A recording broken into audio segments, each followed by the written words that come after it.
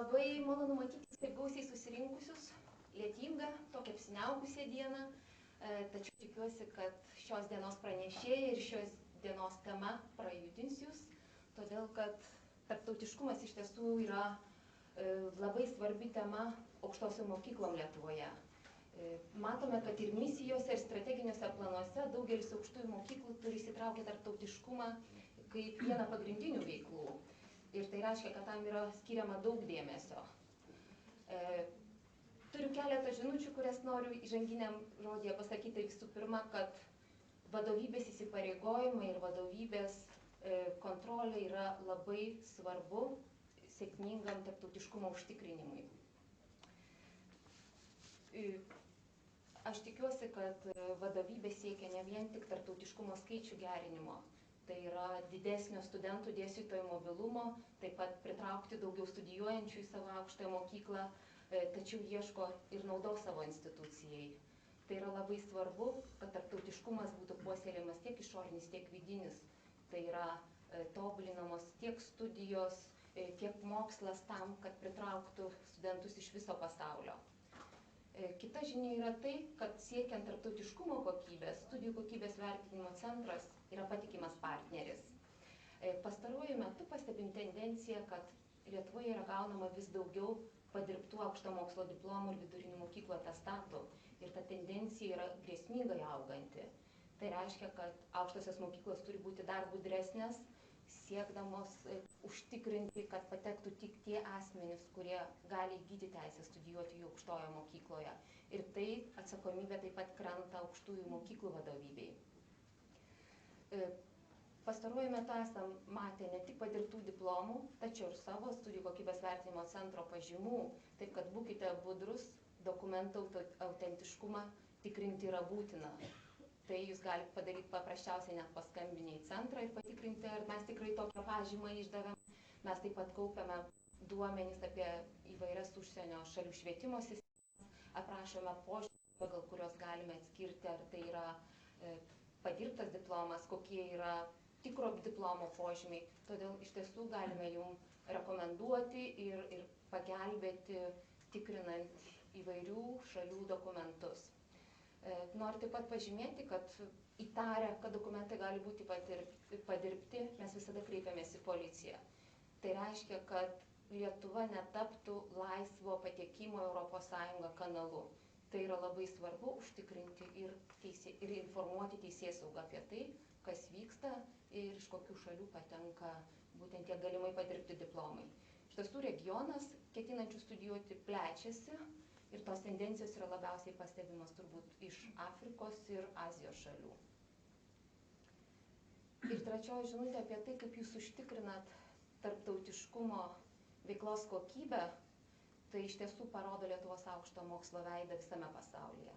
Todėl, kad tie studentai, kurie atvyksta studijuoti į aukštąsias mokyklas, jie išsiveža savo nuomonę apie visą aukšto mokslo sistemą ir perdada jie kitiem. Lygiai taip pat tarptautiškumas namuose jisai parodo aukšto mokslo kokybę visame europinėme ir dar platesnėme kontekste. Dažnai ekspertai atvykę vertinti studijų ir aukštųjų mokyklų pastebi gana žemą tiek studentų, tiek dėstytojų anglų kalbos žinojimą. Todėl kreipiuosi į vadovus, kad skatintumėt tiek savo darbuotojus, tiek studentus tobulėti užsienio kalbų žinojime. Mokytis užsienio kalbų, nes tai tikrai atveria plačiai duris. Tarptautiškumas nuo to tik tai laimės. Šios dienos pranešėjai pristatys jums keletą tematikų apie tai, kaip galima plėtoti tarptautiškumą ir apie tai, kokie pavojai slypi šioje veikloje. Tad linkiu jums įdomių diskusijų, užduokite klausimus. Šie žmonės turi tarptautinės patirties pristatomose temose ir tikrai jų pranešimai bus labai įdomus ir išradingi. Tad linkiu geros dienos.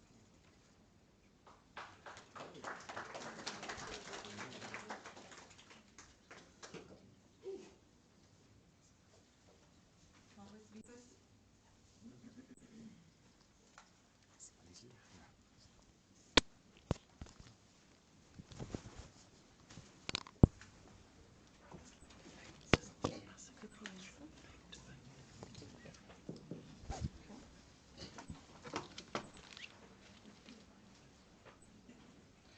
Labas rytas visiems. Tikrai džiaugiamės matydami jūsų gausią auditoriją. Šiandien dieną nusprendėme struktūruoti taip, jog turėtumėm mažiau pranešimų, bet iš tikrųjų daugiau laiko kokybiškai išnagrinėti kiekvieną temą, kuriai pristatyti pakvietėme iš tikrųjų puikius savo sričių ekspertų žinovus. Tai naudokitės progą užduoti jiems klausimus tiek po kiekvieno pranešimo, tiek galbūt ir pertraukų metu. Šis renginys yra skirtas jums. Taip pat noriu pradėti pasakydama, kad mūsų pirmasis pranešėjas, pateiksiantis apžvalgą globalių tendencijų, tarptautiškumo ir kokybės sąsajų, yra Stendeno taikomųjų mokslų universiteto lektorius ir dėstytojas. Jis taip pat dalyvavo kuriant tarptautinių studijų centrą ir doktorantūros programą.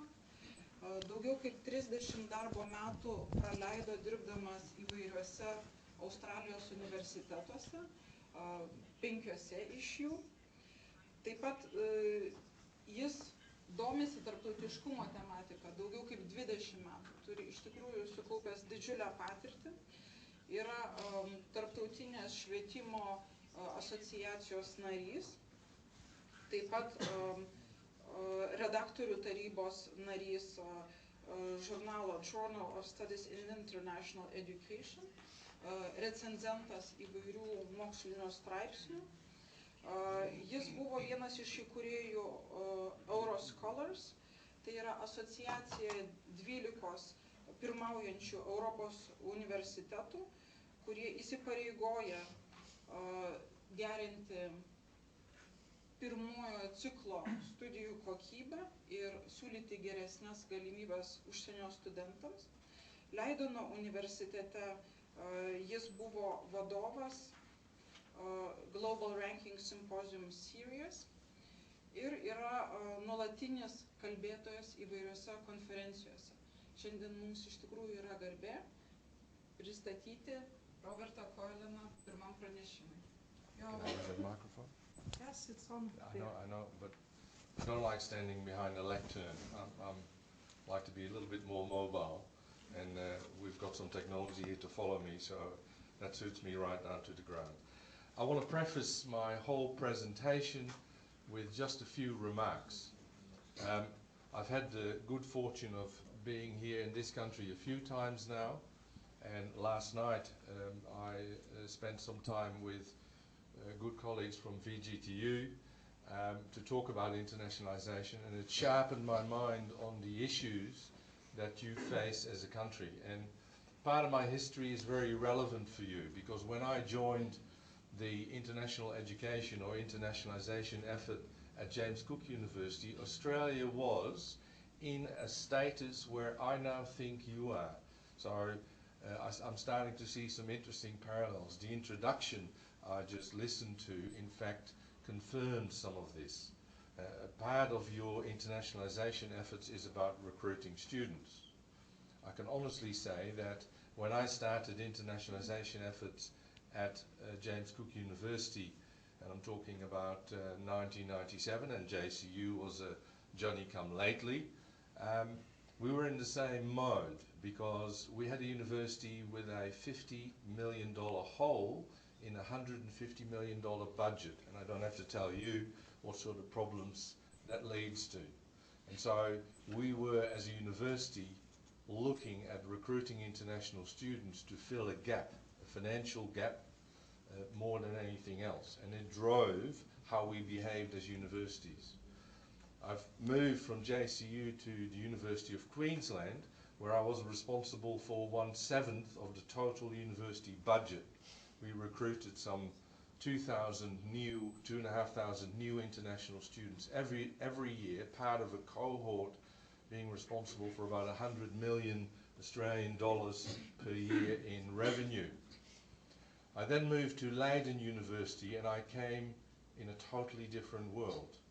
My last cri de coeur in Australia was, we can't just recruit students from all these countries. I could just about embroider my name on a Singapore Airlines flight to Singapore because the University of Queensland alone recruited 1,000 Singaporeans every year to come and study with us. And we did nothing with universities in Singapore. And so my cri de coeur was what I call the academic approach. We have to engage with these source countries more than just getting their brightest students to come and study with us. That's a great ideal. The other myth I want to sort of share with you is that we talk so much to ourselves into believing that this was internationalization.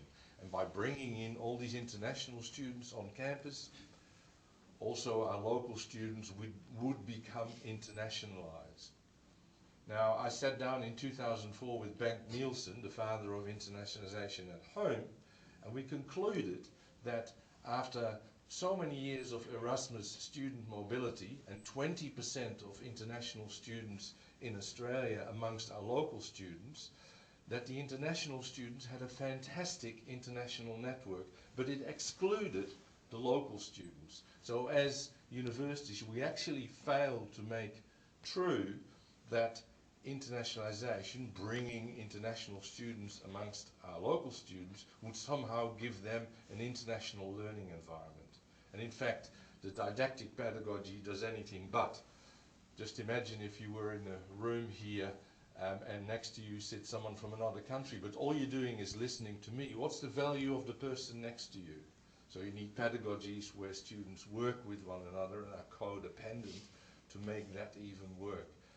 But we didn't know that. We were focused on getting in more students because our government continually, from the time I went to Australia as a young whippersnipper in 1974 to when I left the country, there's only ever been a decline in funding of higher education.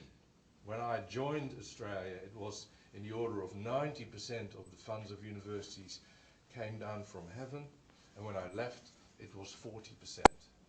And universities started to behave more like corporations.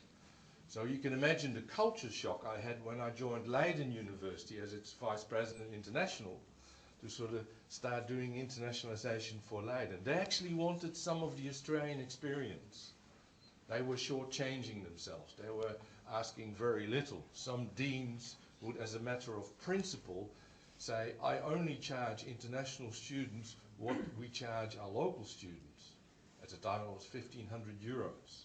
And I said, but what do we get from the government in addition to the 1,500 euros for the local students to make you be able to deliver it? You're not even recovering costs. In fact, you are subsidizing every international student. So in Leiden, the story was a bit different. Good. Let me get into my talk and tell you that at the most basic level, internationalization is a response to globalization. I use Albro and King in terms of globalization and say it's, things coming across your border, ideas, people, goods, that sort of thing. And how do you as society deal with that? And at the higher education level, you can say the same. All of a sudden, you've become exposed, let me put it this way, through global ranking to globalization at its worst. You're exposed because all of a sudden your society, voiced by the politicians, say you must get ranked, you must get world rank, and the pressure sort of comes onto you. Jane Knight, and bless her soul, came out with a definition for internationalization of higher education that was somewhat non-committal. You had to add an international and intercultural dimension to education and research and your third function, and bingo, you're internationalizing. That meant that people thought that if we teach things in English, we're internationalizing. Now, that's not quite true. That's a slightly complicated story, but I'll get to that. Before getting a bit further with internationalization, I want to point out some of the blatantly obvious to you. We're in a continuous state of flux. And the one bit of flux I think we all suffer from is increased accountability. I'm not saying necessarily that's bad, but the pendulum always swings a bit too hard, and the level of accountability causing us to become distracted from what we really want to do sometimes gets in the way of being a good university. A word of caution. The data I have are not all from 2014 or 2015. Some data I had to go back a bit further in time, and I'm hoping that can be updated, but there it is. We're in a state of flux not only in universities, but there are some major global changes. Urbanization. In the last 30 years, we've gained some 2 billion urbanites around the globe. Think about it. 50% of GDP, global GDP growth, is going to come out of 440 emerging cities. Not the places of law that we all recognize, but new places that heretofore were not in that part of the global GDP growth. This country, like 60% of all countries, is not replacing its citizens. You are below the replacement rate in terms of population. 30 years ago, only a few percent of countries were in that ball game. And global connections is quite different. When I went for the first time to China, there was one airport you could go to. It was in Beijing. We called it Peking at the time. That was the only place you could go in. Have a look now. The Netherlands, the only place to leave was through Amsterdam. And a tiny pipsqueak country with 17 million inhabitants now has 4 places from which you can launch yourself internationally. What does that mean? When I was at James Cook University, I had when I started, a few Korean students. The very minute Asiana Airlines started to fly from Seoul to Cairns, I got an increase in my Korean student numbers without lifting a finger. So new air bridges create new business at all levels. And so these 440 emerging cities are the ones that get into these new air bridges as part of the story. The other bit I don't have to tell you, knowledge doubling. Until the year 1900, it took 100 years for mankind's knowledge to double. In the last century, it went to 25 years for knowledge doubling. Currently, this slide is old, I'm sorry, it's 2 years old. Currently we're at 12 months, and the pundits who study this say we'll get to 12 hours. That's an insane sort of number and an insane concept to get your head around. An oncologist today needs to spend 168 hours per week to read everything that's relevant to his or her discipline. So we're going to create a new job. We're going to create a job for oncologists who don't treat patients, but who look at all the new knowledge and translate it into sensible information that is useful to oncologists. Technological change. I can remember about 8 years ago, a colleague at Groningen University saying to the head of marketing, we must do something with this Facebook thingy. Nah, it's a fad, it'll go away. Okay, I wish I had shares in Facebook. They took a bit of a beating, 8% last night, but they've tripled in value since being launched. I'm going to show you the distribution of global middle classes. I want to ram home the enormous change that's happening right now. And I'm going to mark off the position in 2009 for Europe, with some 36% of the global middle class, Asia Pacific with 28%, and North America with 18%. And then we're going to slide the time. These are not my predictions, they're World Bank predictions, and let's have a look what happens. By 2030, 66% of the global middle class will be living in Asia Pacific. So who is going to be serving who?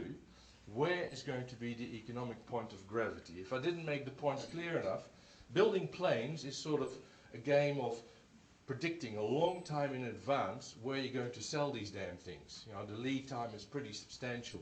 So Boeing makes these predictions about where are people going to fly, who's flying around the globe. So what you've got here is a lot of dots. You really only want to worry about North America, Europe and China, and just watch, oh sorry, that's China, even further back. Just watch what happens of flights within these regions over the next 15 years or so. And part of this is history. You'll see the history, the global recession, everything went back for a moment. But look at what Boeing thinks where they'll be selling planes because people are flying around. And if that doesn't make it obvious, let's take then the location of global Fortune 500 companies around the world. We have up here the developed regions with a lion's share. This is the share in global GDP on this axis, and this is the share of Fortune 500 within regions. Until 2000 it stayed the same. And look what's happened since that time and what's being predicted to happen until 2025. A complete change. Who's ever heard of Haier? Yeah, nobody. It's the world's 4th largest white goods producer in China. No one had ever heard of it. You've all heard of Alibaba. You will soon be using Alibaba, I can assure you. They're going places. Now I was asked to talk about higher education quality, ethics, and internationalization, global and European trends. What will come through my talk is where I think the emphasis lies, but don't take my word for it. Let me just translate this, which is a mix of the impressions I've gained over the last couple of days and studying your country in the higher education system and listening to colleagues. My translation is this for you. What is the position of my university and how can I improve this position with a number of conditions? I don't want to abrogate the quality of what we do. I want to maintain healthy enrollment numbers. Who wants to shrink? Nobody does. But realize that's in the presence of strongly developing actors all over the globe. You are here in Lithuania talking about improving your fortunes. This is happening all over the place around you. You're not alone. Virtually every self-respecting country in the world has said we must have world-class universities. I'm going to show you something about ranking, why I think this is doomed to fail. What national assistance do you have to create a Lithuanian education brand? You need it. And I'm going to, maybe it's heresy, but I'm going to suggest something else later on. I asked 127 experts on internationalization around the world. Take my word for it, they're experts. 50% in Europe, about 50% elsewhere. 32% only looks at internationalization, 68% has a portfolio that includes more, and the average time they spent on internationalization was 17 years. They're experts. I did a stupid thing, made a survey, 3 rounds, as you do in a Delphi study, to get some sensible answers. But the stupid thing was I had too many open-ended questions, so I ended up analyzing about half a book of what they actually said. But it was interesting. I asked them, what's the meaning of internationalization of higher education to you? And the majority talked about globalization response, partnerships, intercultural development, mobility, internationalization of the curriculum, recruitment, recruiting international students. It's not sitting there. Internationalization at home, foreign languages and learning outcomes. Why? Why are you doing this? I want to create the global citizen, the overwhelming answer. Now, we can have a long debate about what that means, but it's about the content of your programs. Enhancing quality, employability, enhanced relevance for economic reasons, for political reasons, get the politicians off your back, or because I have previous experience with it. Are we going to have more or less internationalization of higher education? Overwhelmingly, there will be more. Why more? Well, right at the top, competition. Academic competition, financial competition, you name it. Economic considerations, a second. Response to globalization. Let me translate this. Let me just divide it in academic content and competition. It's almost a 50-50 show. We're doing it for the content of our programs. We're doing it for competitive reasons.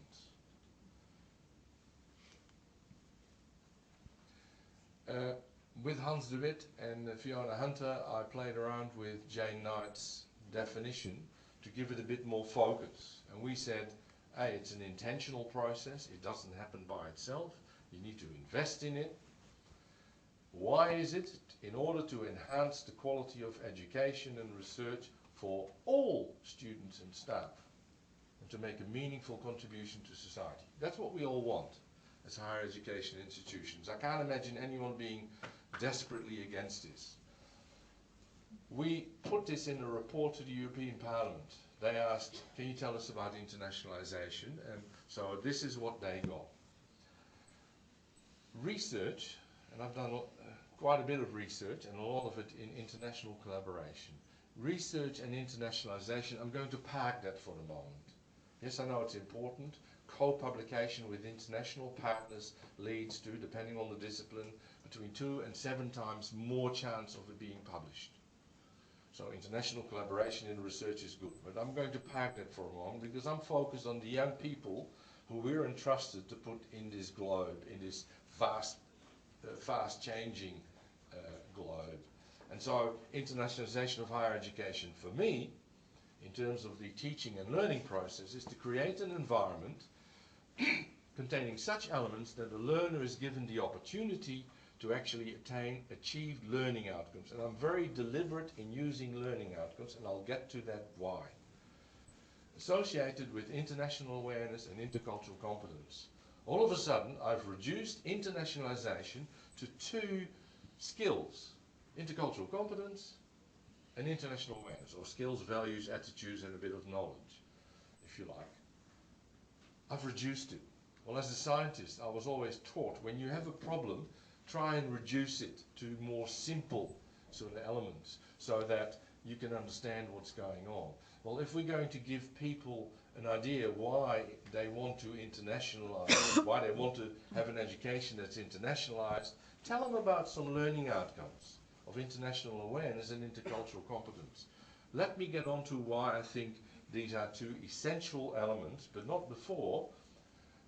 My definition of quality of education is principally, of course, a fitness for purpose, creating graduates who, and you can fill in the list as you like, critical thinkers, good communicators, problem solvers, analysts, oh yeah, knowledgeable in their field, and lifelong learners, capable of interacting effectively across cultures, underwrite sustainability as a core value, and a strong sense of social responsibility.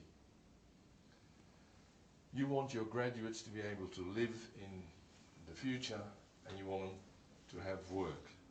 The notion that you study what happens to be your fancy, there's very few people who can afford that.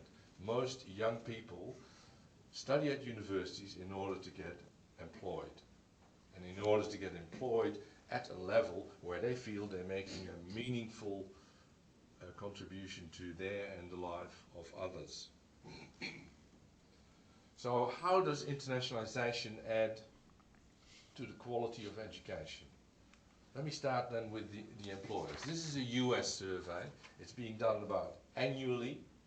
And the interesting thing about the employer's opinion is that 60% think graduates should have both field-specific and a broad range of knowledge. Another 25% say, well, look, I don't care about the field-specific as much as I do about the broad knowledge. And then there's a small proportion, 15%, who say, well, you know, I want people who understand the business of what we're into, the cognitive side of things. The broad skills, they sort of dug a bit deeper. What are you talking about? Well, we're talking about, from the bottom upwards, educational experiences solve problems with people whose views are different from their own. Got the highest rating. they need to be able to work in teams, not necessarily with everybody out of the same mold, going up to intercultural skills and understanding other cultures. This is what students thought of that. They are in reasonable agreement. But these broad skills, we've always called them the soft skills. I've worked with the Dutch national team on reconfiguring the International Business and Management Studies program. So we have a national sort of competency profile for these things. And I persuaded this team to leave the 15 or 16 worldly, motherly statements of competences that graduates were going to have, to swap them for 41 learning outcomes that give very specific ideas about what it is these graduates are capable of at the end of their program. And the funny thing was, when we tested this with employers, and I won't go into the method, it's a bit involved, but what came out was that the transversal skills, these broad skills, were across the board important. And depending on the sector you were in, it was nice to have a bit of sectoral knowledge as well. But it was almost a flip. We'd always worried about the contents of the program, and now it was about the transversal skills. And use content as a way to bring about these transversal skills, but make sure you test for the transversal skills. I was in the US with that. This is the UK, same story. Yes, we want you to have technical and discipline competence, but, and this is the EDGE Foundation, also a broader range of skills. It's emphasized.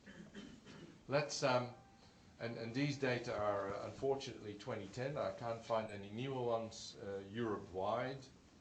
Recruitment of higher education graduates. Here's Lithuania. Have recruited, plan to recruit more, the dark bar. Have recruited, but not planning to recruit more, and didn't plan or haven't recruited. And Lithuania 6 years ago was here. I'm not sure where you are today. What should you look at when you recruit higher education graduates? This is the European picture.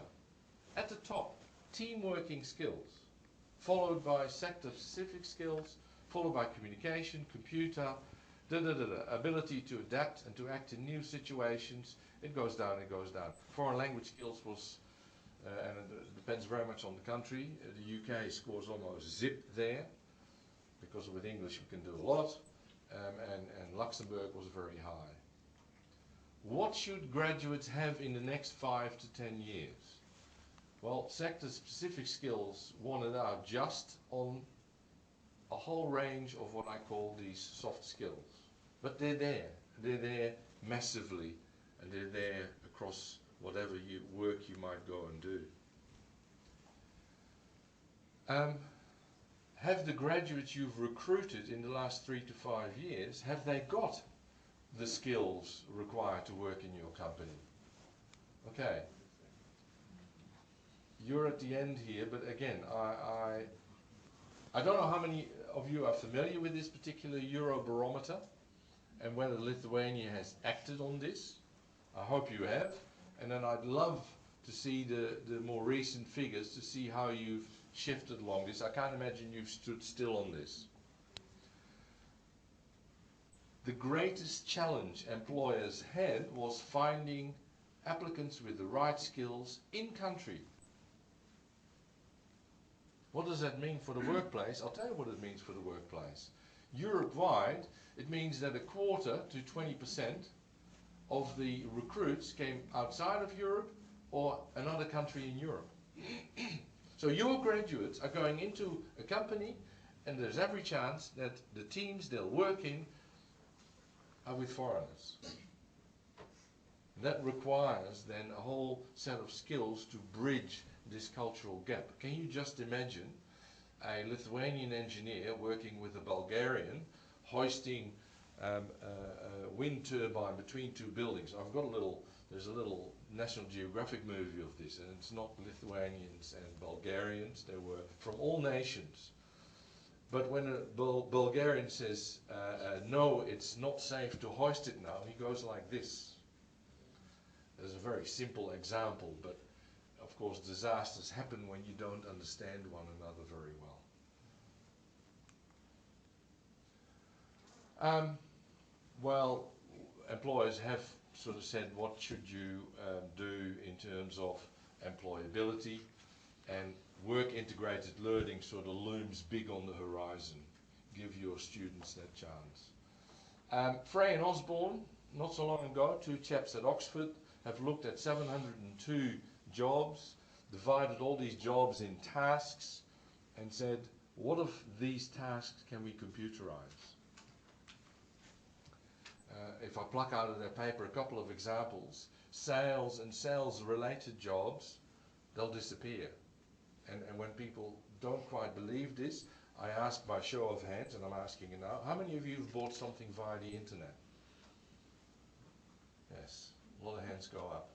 You've just knocked a whole bunch of people out of the chain of getting the goods to you, so jobs disappear. This is a famous graph. It shows which areas jobs disappear, a high probability of going away and a high probability of staying. By the way, we're here, guys. Education is on the side of it's not going to go away. So in that sense, your job is safe. But if you were an accountant, you have a 99% chance of your job disappearing by 2025. Computerization bottlenecks. I've already starred some things. Philips took its production of the shavers out of China because of quality problems and costs. They put it in the Netherlands with very high wages, but they set a row of 130 robots to put together these electric shavers. So in the Frey and Osborne paper they say precisely coordinated movements of fingers and grasp and manipulate. Forget it, we can do that. And that, I just read in a brochure of GVTU, let me get this right, GVTU, I read about some students who developed some manipulation based on optics that can sort of work very finely. That's no longer a bottleneck. Moving into awkward positions, yes. The plumber who needs to crawl into your kitchen cupboard is still going to have a job because you can't stick a robot in there, not for the moment. Creative intelligence and social intelligence are the sort of job terrain that is at the moment hard to computerize. So those jobs will stick around, where knowledge of human heuristics, specialist occupation, developing novel ideas and artifacts. Having a degree basically means a bigger chance of retaining your job, say for some of the others. So let me get back to internationalization and quality then. What's the link? Well, we know from some early research that internationalization enhances these transversal skills. This is important. So when you send students away, when you make them mobile, they come back and they're better problem solvers, they're analytically they're better, they're socially better, they have a whole range of skills that have increased. Why is this so? We need to know why this is. Why? Because not all students are mobile, but I'd like all my graduates. So go back to the definition that we changed. We said internationalization must apply to all students. But does that mean you do international things? No, not necessarily so. Let me give you a simple example. And Leeds Beckett University has been trialing this. Why does someone have this life-changing experience when they go to a foreign country? I think part of this has to do with the so-called disorienting dilemmas they face when going abroad. You wake up, you open your eyes, that's not your ceiling. Your head is on a pillow, that's not your pillow. At breakfast, I can't find my favorite Wheaties. I go to an institution, I don't know what they expect of me, how they... Stress. Overcoming these stresses makes you tolerant for ambiguity.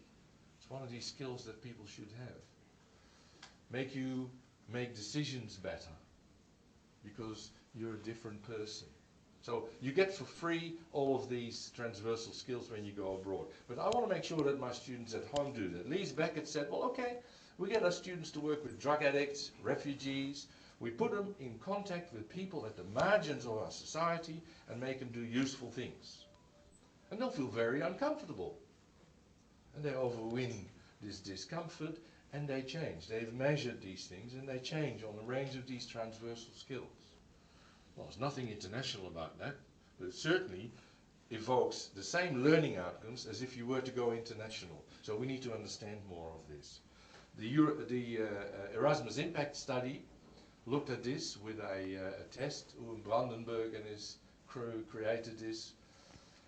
And the improvements they saw in employability related aspects were factors of leadership, confidence, vigor, decisiveness, tolerance of ambiguity, self-awareness and curiosity. All took a flight with mobility. The good people in Finland at CIMO looked at this and said, well, this is what we know what you get when you become internationally mobile: cultural knowledge, language skills, tolerance. But what they found was that elements related to productivity, resilience and curiosity also took an enormous leap. So I've just tried to make clear to you that employers ask for these skills, and lo and behold, when you send students international, they gain in these skills. Employers don't know this yet, because when employers in Finland were asked, would you take someone or do you consider their international experience when you employ them, and they say no.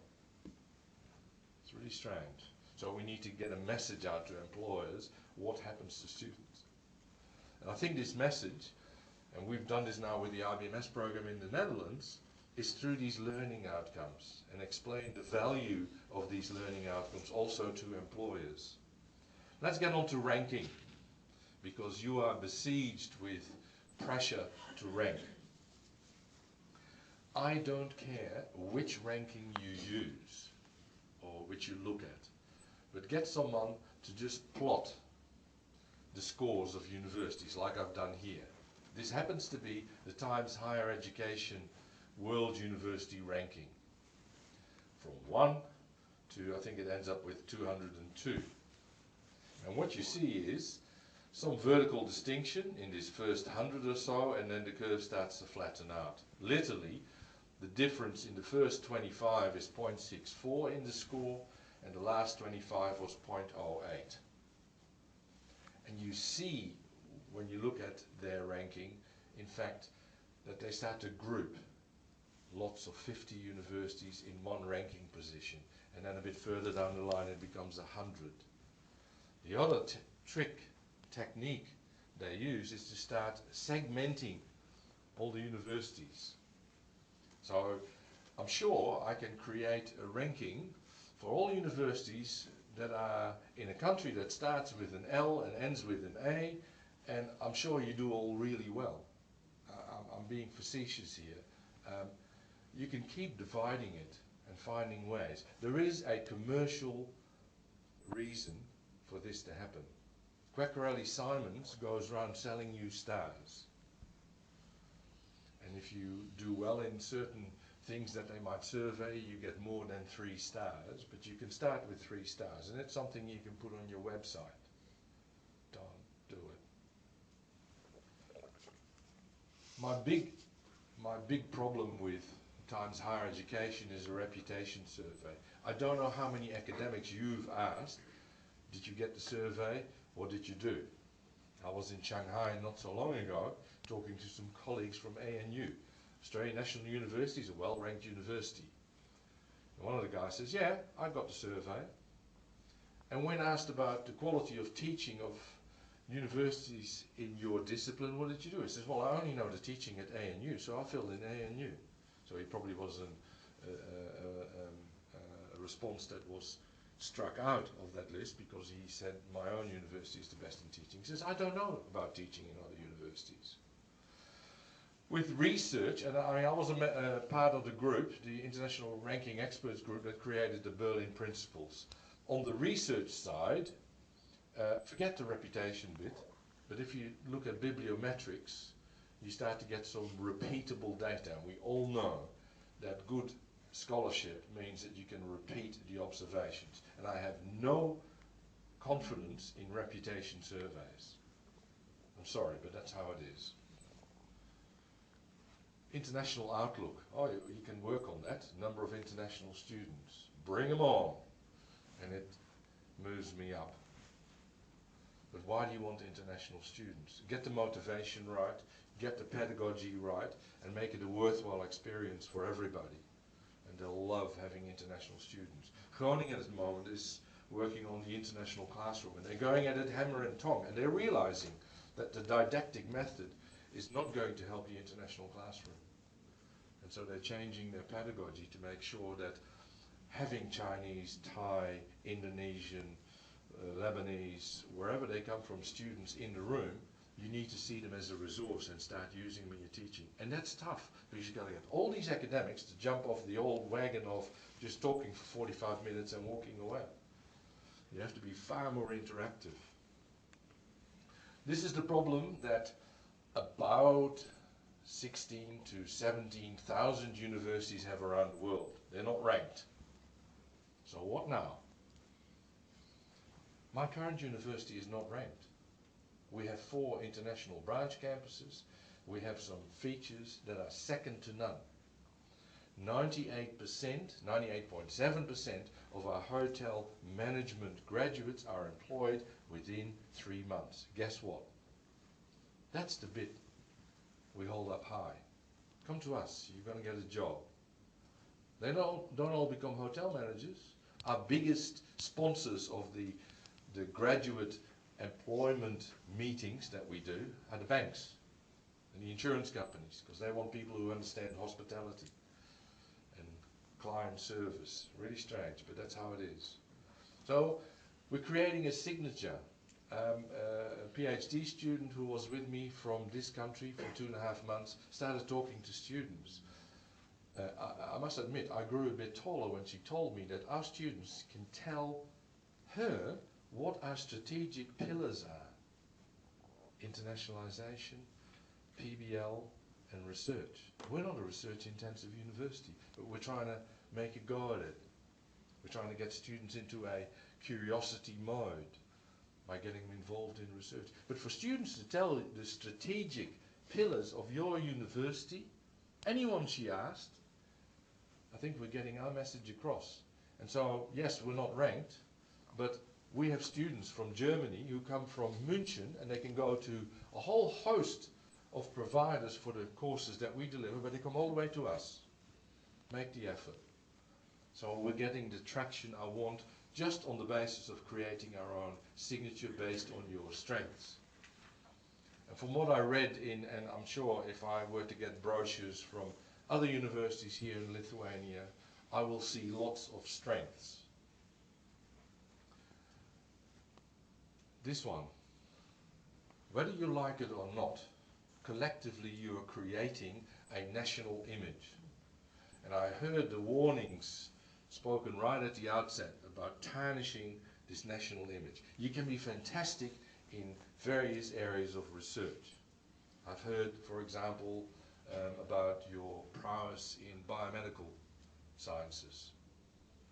But all of that goes down the plug hole when the rest of the world thinks you can come to Lithuania on the basis of, well, there's anything you shove under their noses and they'll take you. Don't get into that trap. Maybe this is a heresy to go for a Baltic States alliance, but I think it is really worthwhile, because together you are way more recognizable. Together you have complementary strengths, and you can start using the halo effect to actually improve the fortune. And I understand, particularly at senior management level, the feeling of competition in a country with a declining demography.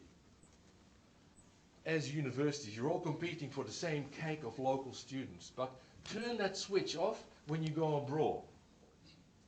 Because the world is a very big place, and for the last 40 years, international students, degree-seeking students, has grown by 4 to 6% every year. And it will continue to do this. And so you can get and you can build your slice of the action on that. But you need to sort of manifest yourself. Whenever I write a policy paper, I go through the exercise of defining the stakeholders and answering this question. What's in it for me? The extent to which people are prepared to say, what's in it for my employer, depends on your relationship with your employees and how you've motivated them to want to go for the collective. That's the balance between me wanting to be promoted forever and my institution. There you are, in a very big area. I'm going to conclude with some stuff about English language taught programs. And the first thing, I'm using some older and some newer data from ACA, it doesn't matter. Only 1.3% of students across Europe are in ETPs. And the preponderance of ETPs, English taught programs in Europe, are master's degrees. Lithuania, by the way, has the highest proportion of institutions offering ETPs in the Baltic states. Why am I talking about this? Well, why would you want to do English taught programs? Certainly to abolish obstacles for foreign students, and there could be academic reasons for that, economic or altruistic reasons. You have a development project. By the way, Australia's prowess in recruiting international students is on the back of what we used to do in aid. The Colombo plan was to say to students from a range of Asian countries, come and study with us, we'll pay for everything. These people went back to their countries and ended up in prominent positions. And they started saying, well, if it was good enough for me, it's good enough for you. So why don't you go to Australia to get your education? And in 1989, the minister said universities are now allowed to charge fees to international students to recover their costs. And that's turned into Australia's third largest export after coal and iron ore. This one requires a lot of work, and the focus in internationalization and internationalization research is on how do you make it relevant for everybody. In Lithuania, the largest proportion of students taking English taught programs are Lithuanians. These are data from 2014. You have an interesting distribution of foreign students, and I understand there is a single institution that takes about 1,000 students from Belarus. So we need to, that's a particular situation. We have these in the Netherlands as well. Take it as read. And I'm going to show you something about ETPs, because Lithuania does as well as the Netherlands or Denmark. Let me take you through this table. First column, your population. How many international students did you host? OECD data. Correct, incorrect, we can have a big debate, but let's just use it for now. The ratio of hosted students, international students, to head of population is here. And you can see that, for example, the Netherlands hosts 3 times the number of international students per head of population as you do. Okay? And Denmark does even better, almost 4 times. Look at the percentage of English taught programs. I mean, international students are not going to invest in learning a 3rd language, apart from English, to come and study here and pay for the privilege. They want it in English. So I took the inverse of this percentage to adjust this ratio. And what do you see? What you see is that Denmark and the Netherlands and Lithuania are on the same score. What's the message out of this slide? It's very simple. You want more international students, get more English taught programs. But at the moment, with all your efforts, you're doing as well as the Netherlands, given the amount of opportunity you've created for international students. And you continue to do so. And if you want to improve that absolute number of international students, you will need to increase, as far as I can see, the number of English taught programs in this country. And I know how much pain that causes given your history. I understand that. I'm involved in the debate in the Netherlands. We have now a national commission on the use of English in education. But guess what? When Leiden University started in 1575, they spoke Latin. And did it screw up our Dutch national identity? No, it did not. And I don't think it will do this with any nation, because look at this country, out of 3 million people, 150,000 are in higher education. That leaves almost 3 million people who are not, to help carry your language and your national identity. It's a fear, and in this day and age with populist politics, of course, it's a well-founded fear, but it's not going to happen. International standards must meet the same standard as your local students. Don't abrogate it for anything. Have a minimum language ability standard. I can't talk academically with someone with an IELTS score of 5.0. Yes, I can talk about the water is wet and the weather is cold, but I can't get into an academic dialogue. They need a certain level to be able to have a meaningful interaction. You will need a skilled admissions team. In my 20 years or so in executive functions in relation to internationalization, I've seen it all in terms of fraud. Absolutely amazing what you can come across, but we have an expert here to go and talk about that, so I'll leave that. Not before telling you that if you're aiming to offer someone a place to study, you have 72 hours. And why can I be so pedantic about saying that? Because your competition only takes that time. And an international student, let's take a Nigerian student, will apply to a UK university and a few others. And I know from experience that first in, best dressed. First in, 70% of the business goes to the first person to respond. Why is that so? Well, I think back about my time as a whippersnipper sitting in the Netherlands going to Australia.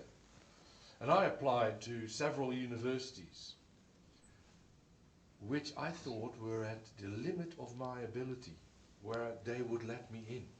I'd shot as high as I thought I could go. So the first one coming in, it's joy. I ran to my parents and showed them the letter of acceptance. Wow, I'm in. 2 or 3 weeks later, 4 weeks later, half a year later, my parents still received from others, yes, I could come. Okay, but I was already in Australia and I was already studying at the one that offered me first. And that's how it goes with most. I'm not going to mow any grass in front of the feet of my colleagues, but I'm just listing here for a moment modified or forged diplomas from completely made up to altered. I've had some fantastic alterations. These days with modern technology you can reproduce things, but just change your marks. Someone else takes the exam.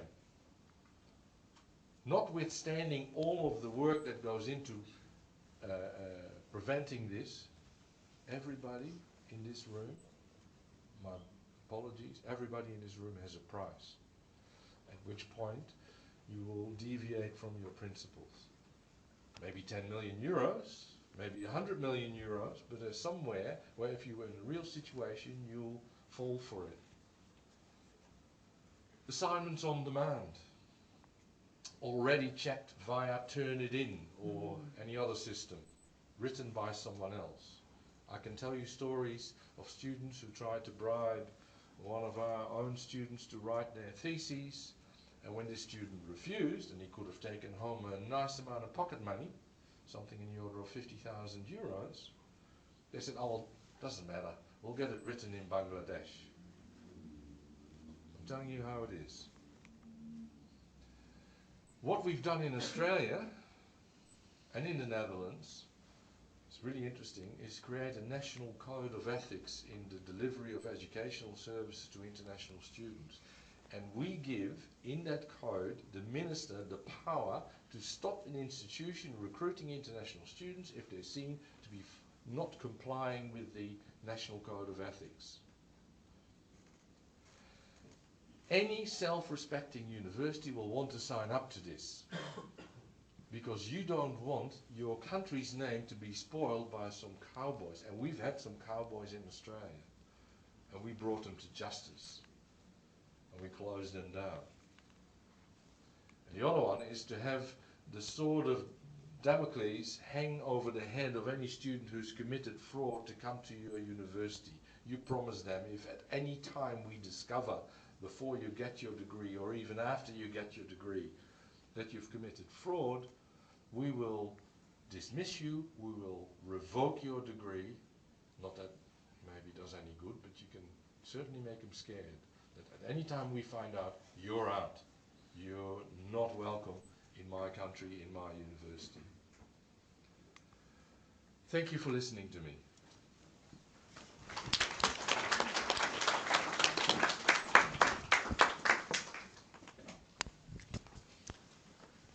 Thank you, Robert, very much. And I would take the microphone.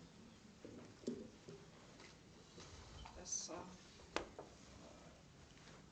while the audience thinks of the questions to ask, I will start by asking you about some very practical tips that you already gave about actually how to close this gap between where we are today in all our shabby situations, declining student populations, stringent budgets, lack of English language knowledge, very many negative aspects playing against us, and building the bridge into the bright future where we want to be, let's say on the level of the Netherlands, Australia, whatever country.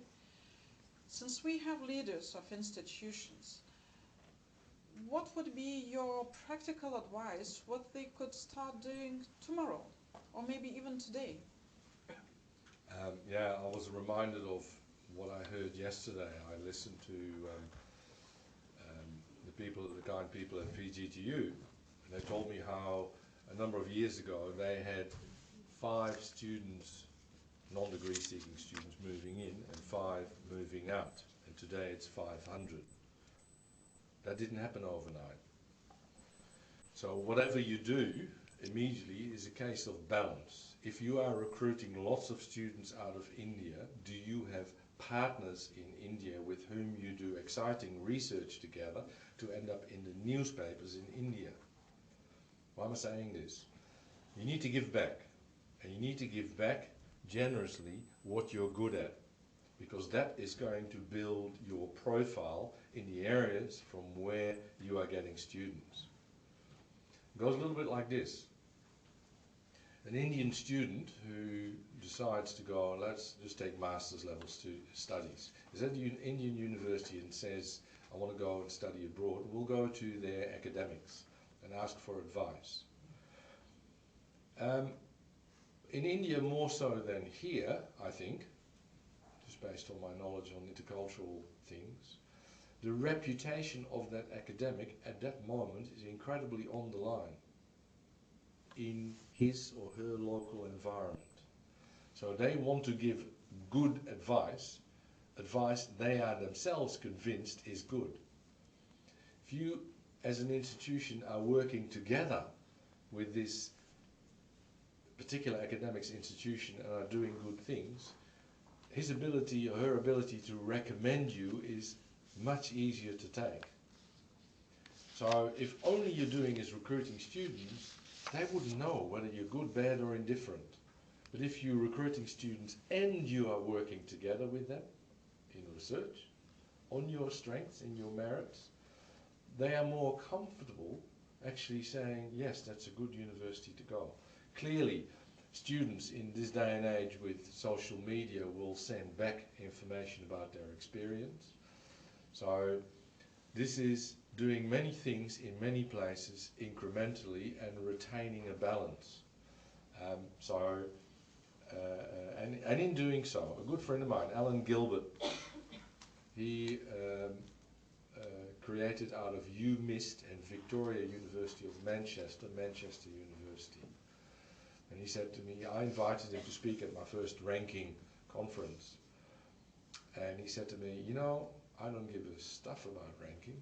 He's an Australian, so he can say that. I don't give a stuff about ranking. The ranking will follow me.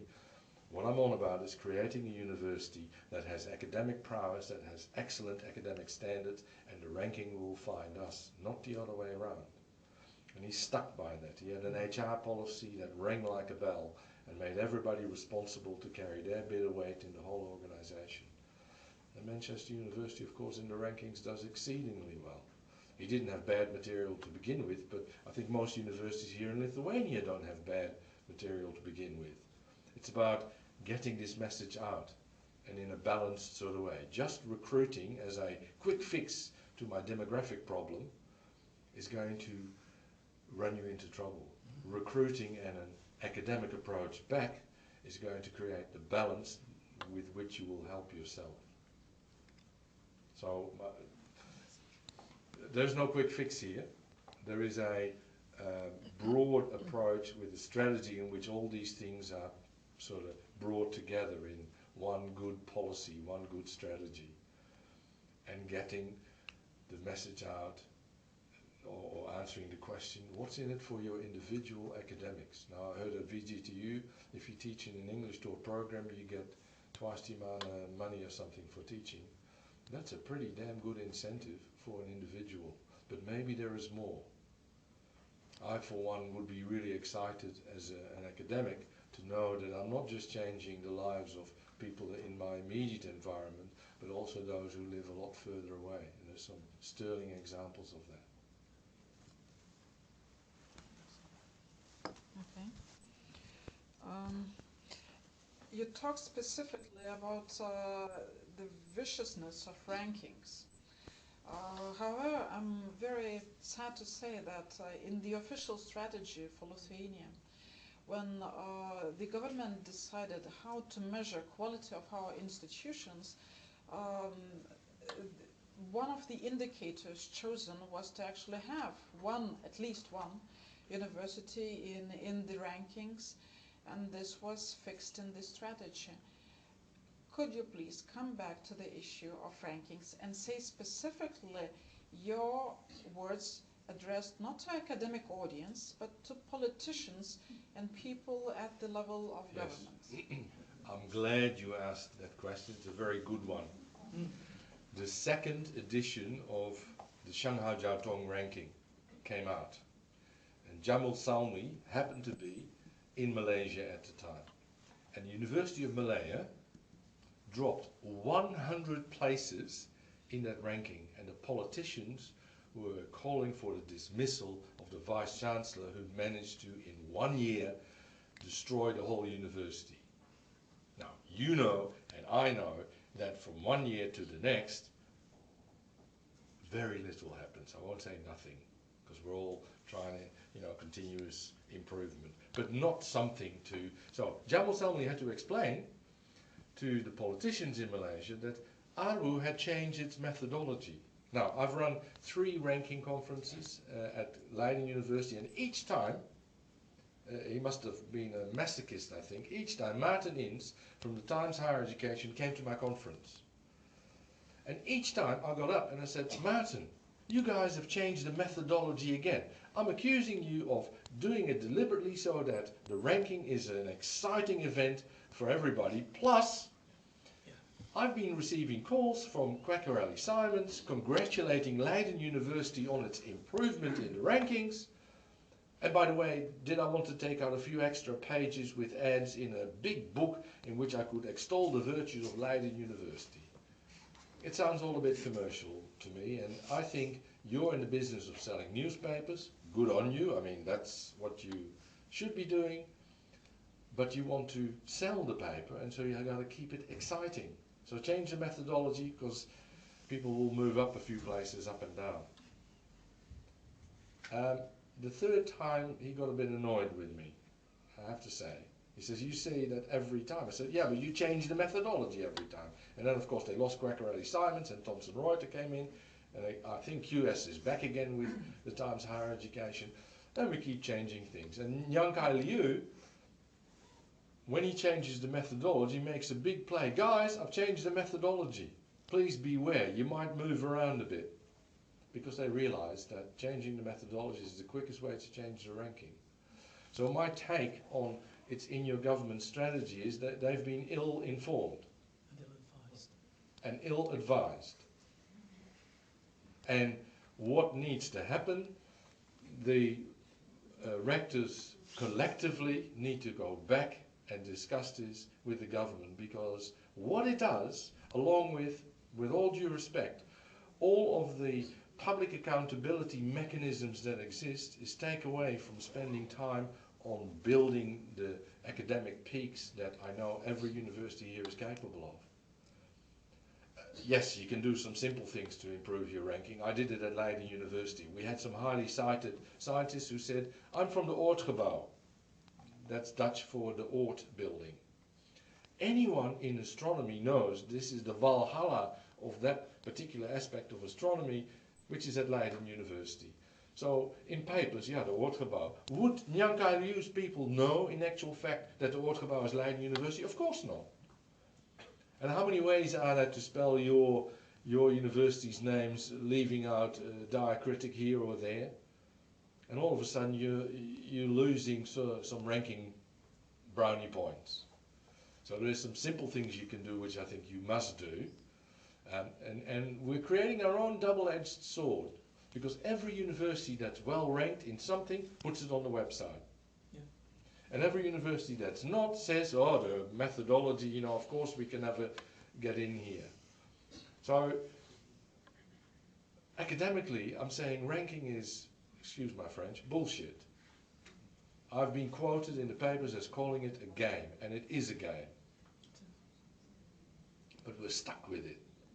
But we need to go back to our politicians and say, hey guys, this is a great idea, but you should be, where is your support for a national brand image? Where is the money we get to go to our Baltic neighbors and create a Baltic alliance for higher education to put us on the global map? This is climbing out of this situation. So my advice is go back to your politicians. This is not good. This is working against the best interests of your academic institutions. Okay. Leaving some time for the audience to ask the questions, I would ask my last one and then continue. Change requires efforts. It requires resources, it requires time. Any motivational advice for our leaders? How can they help their institutions in this? I think the first step, sounds crazy, but I'm going to say it anyway. The first step is take a look at your policies, define the stakeholders of these policies, and answer the question, what's in it for me? And adjust your policies if there are large groups of stakeholders who are excluded in being able to get a sensible answer on what's in it for me. Because if there's something in it for you, you'll think that policy to be a good policy and you want to work for it. It sounds like the bleedingly obvious, and in many cases you will have done this already, sure, but have another look at it. Because your environment is continually changing, and are you still pleasing all your stakeholders? The employers have cried out, we want more contact with you guys. We want your students in amongst us. I'm a big advocate for co-locating universities and science parks, but not just science parks. If your university is good in biomedical science, then for Christ's sakes, have a biomedical science park and resist the economic efficiency of inviting also a few other players. Don't do it. Leiden stuck.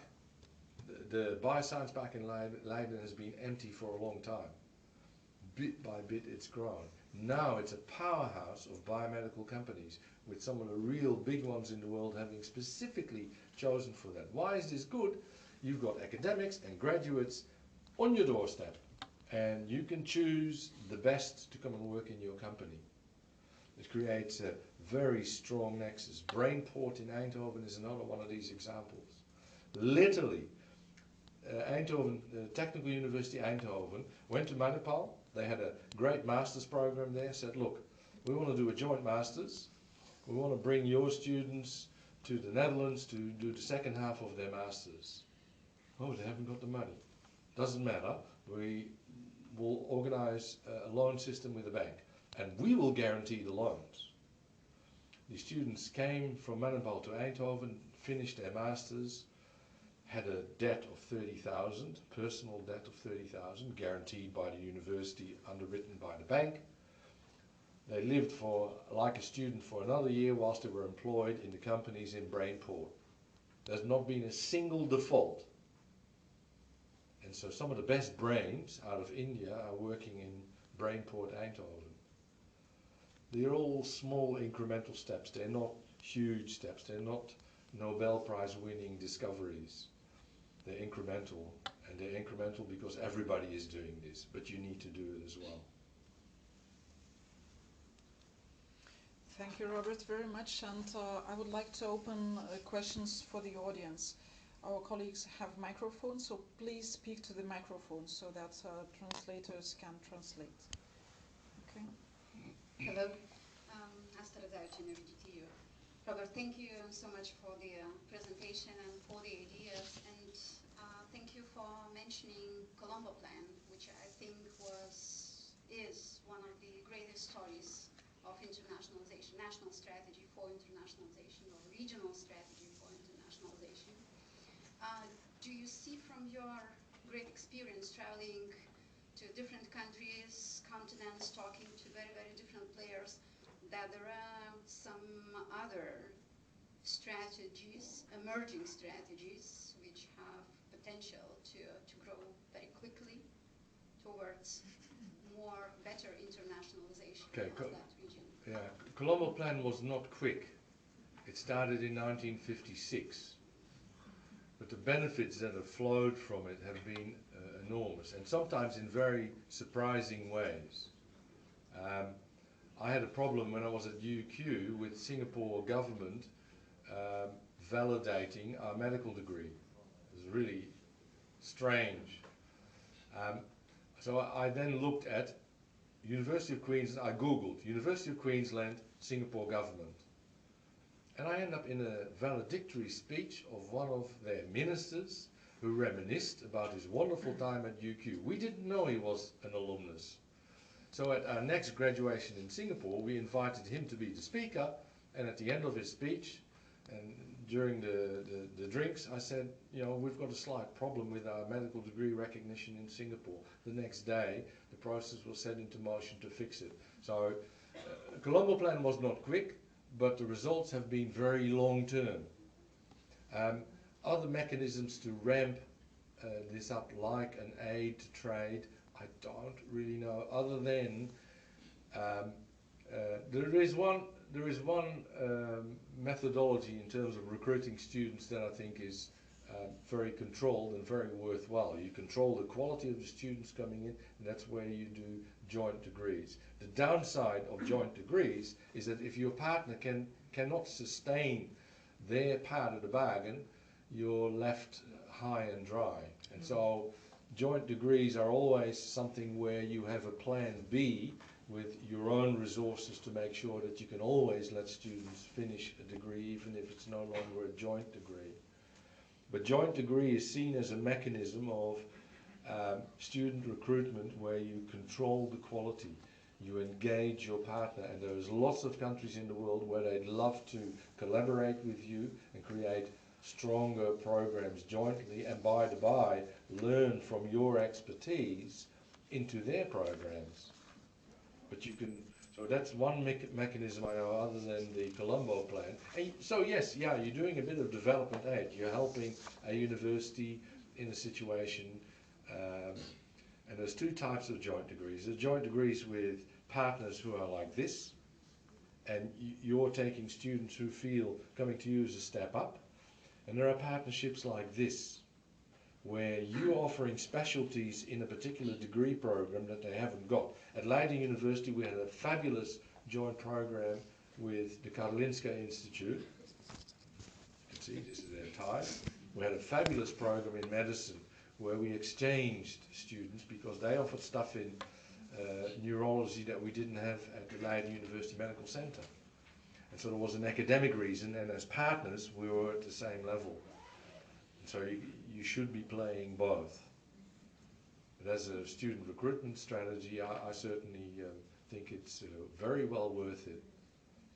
Quite apart from, if you have such a program in a particular region, I'll guarantee you will start to see free movers, people who want to get a degree at your university because their mate who's in this joint program is doing it as well.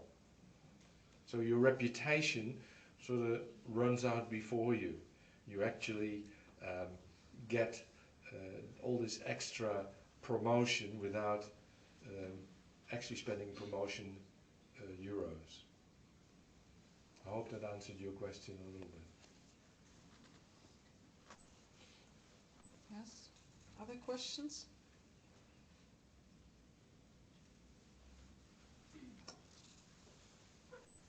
Hello, Neringa, Kaunas University of Technology International Office. Well, I had one question before you touched the joint degrees. And at the moment we are discussing the university that joint degrees, it is one-side benefit, kind of, in terms of reputation. If we want our students to, if we want to recruit the students to start our degrees, and then one of the strategies of national recruitment could be joint degree with the university they cannot afford, or they can't get in that easily, so that would make joint degree. And then we would send our students to them. On the other hand, we might be that university which attracts other students for the recruitment from maybe lower reputation universities from other countries. So how can we manage this double, I don't know, values, double side? And if we are talking about strategic partnerships in this term, we are proud to have double degree with Karolinska University, but then we are not that proud to have double or joint degree with, I don't know, a university from a country from somewhere in the third country that our students have no interest to have joint degree with them. No, but you should distinguish two situations.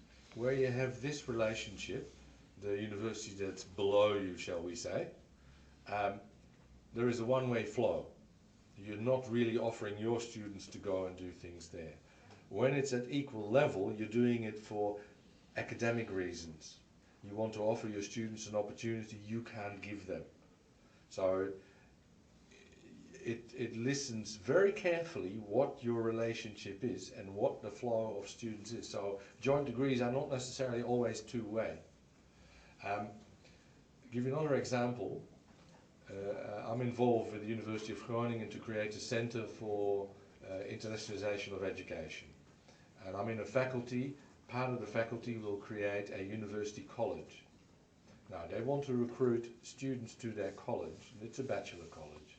And I've said, for you to be really successful, to get excellent foreign students, you need to now go and talk to Cambridge and Oxford and MIT and Harvard and Yale and fancy places to see whether they'll take your students after they're graduated. Why? That then becomes a mechanism to recruit someone. Not that the University of Groningen is badly ranked, they're in the top 100 in any ranking you care to mention, but a stepping stone to what they hope to achieve.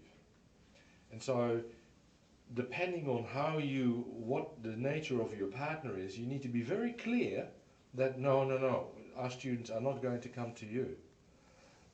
They, in turn, will see you as a step up. So that local university can say, we're working together with VGTU, and boy, you know, once you make it to that, you really got a ticket to ride. So they then recruit students. We do this, we've done this with universities in Vietnam. And they told us, they were able to recruit more students because it was a pathway to Leiden University. So, horses for courses. You got to be very careful how you define these things and not create expectations with your partners that you're not going to realize. Honesty in this game is very important, right from the outset. Thank you.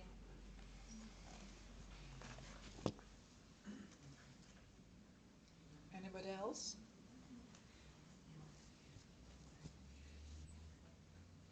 Okay, let's use the opportunity to refresh ourselves with coffee, and we will be back sharply in half an hour.